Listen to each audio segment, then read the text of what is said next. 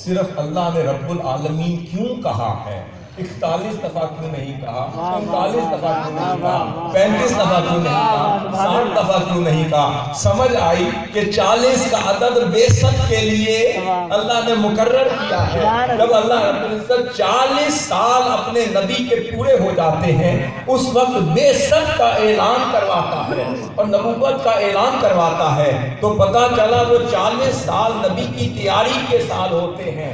نبی ہوتے ہیں مگر تیاری کو 40 سال لگتے ہیں، تو پتہ چلا اللہ نے فرمانا تو یہ تھا کہ محبوب میں رب العالمین ہوں اور عالمین کا احاطہ تو بہت بڑا ہے۔ اے مصطفیٰ میں کائنات کو بتا رہا ہوں، وہ جو 40 سال لگائے ہیں، میں ہر سال اپنے رب العالمین ہونے کی ایک شان آپ میں منتقل کرتا رہا، پھر دوسرے سال دوسری کرتا رہا، تیسرے سال تیسری کرتا رہا، چوتھے سال رب العالمین ہونے کی 5ویں شان منتقل کرتا رہا، پھر 10ویں کرتا رہا، 20ویں کرتا رہا، 30ویں تک پہنچا۔ محبوب جب میں نے اپنی 40 کی 40 پوری شانیں رب العالمین کی آپ میں منتقل کر دی، جب مجھے پتہ چل گیا محبوب آپ تیار ہو گئے ہیں، تب رحمت للعالمین بنا کے آپ کی بعثت کا اعلان کیا۔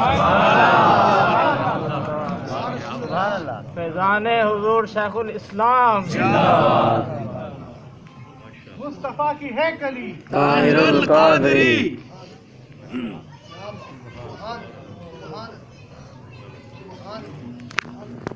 آقا صلی اللہ علیہ وسلم نے فرمایا کہ ہاں مکان رحمتن لکل العالمین، جب فرما دیا کہ آقا صلی اللہ علیہ وسلم تو پورے عالمین کے لیے رحمت ہیں، تو لازم ان یکون افضل من کل العالمین۔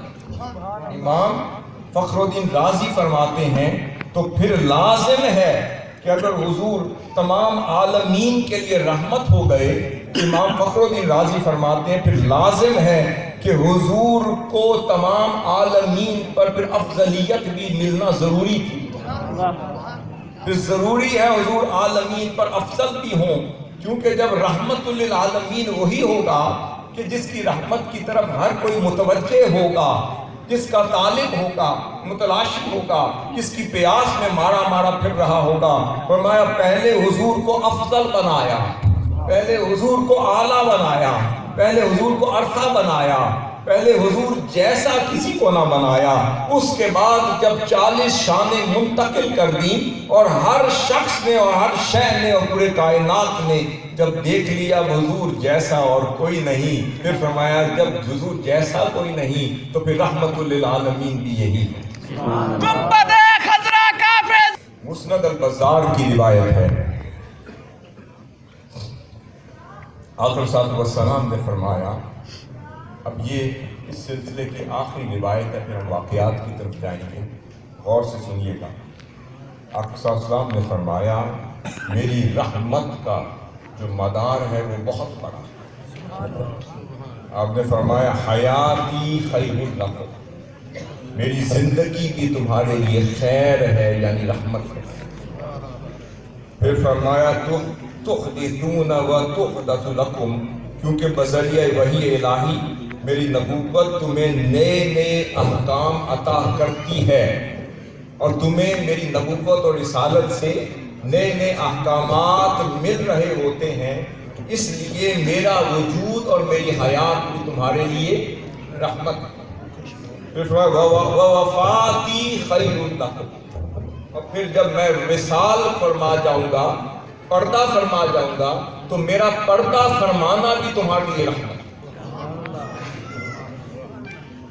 میری حیات بھی تمہارے لیے رحمت ہے، اور میرا وصال، میرا پردہ فرمانا بھی تمہارے لیے رحمت ہے۔